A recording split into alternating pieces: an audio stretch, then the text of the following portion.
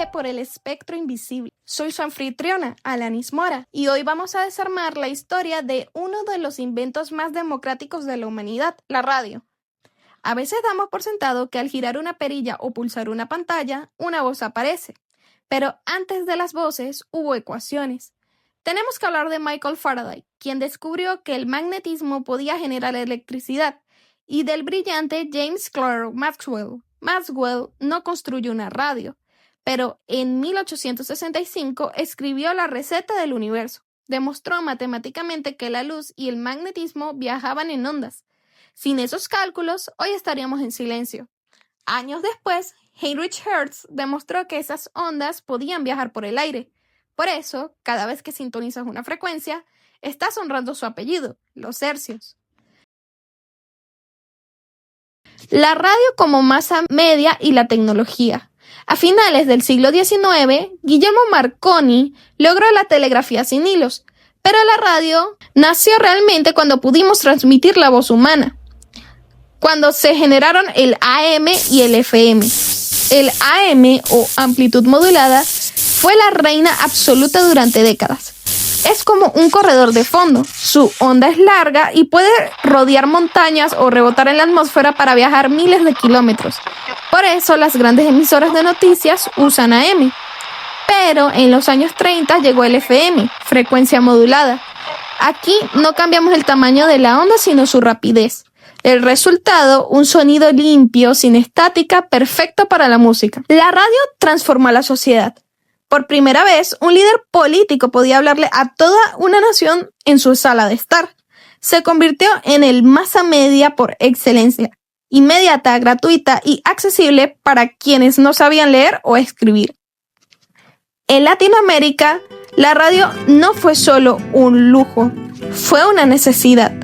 En un continente dividido por selvas y cordilleras, la radio se convirtió en el tejido conectivo.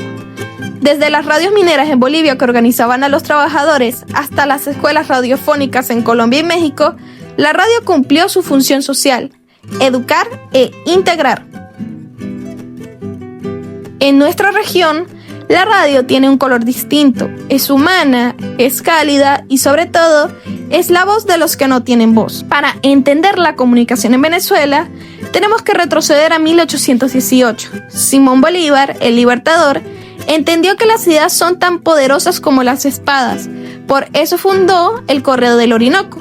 Bolívar no solo era un estratega militar, era un genio de la comunicación. El primer ejemplar salió el 27 de junio, y es por esa visión de Bolívar que hoy celebramos en esa fecha el Día del Periodista en Venezuela. Esa necesidad de informar con libertad es la raíz de nuestra radio. La radio llegó propiamente dicha a Venezuela en mayo de 1926. Imaginen el contexto. El país estaba bajo la dictadura de Juan Vicente Gómez. De pronto, nace Aire, la primera emisora.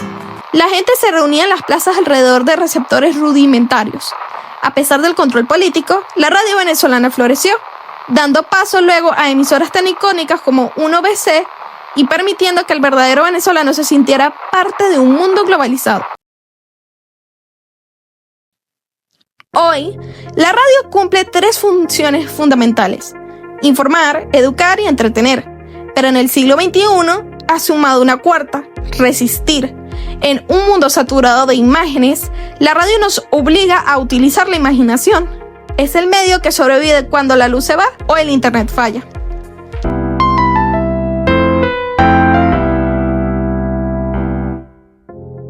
Llegando al final de este recorrido, es inevitable preguntarnos por qué en la era de la fibra óptica, la inteligencia artificial y las pantallas 8K seguimos recurriendo a la radio.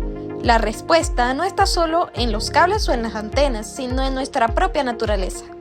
La radio es el medio más humano que existe. Como vimos, nació de la curiosidad de puras mentes como Faraday y Maxwell, quienes se atrevieron a mirar lo invisible. La radio no es un aparato viejo en la cocina de los abuelos, es la base de nuestra era digital.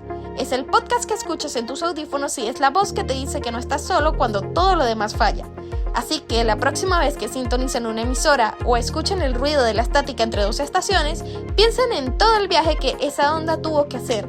desde las ecuaciones de un físico en un laboratorio, pasando por las luchas de la independencia del Libertador, hasta llegar ahí, a su oído. Gracias por permitirme ser parte de su frecuencia hoy.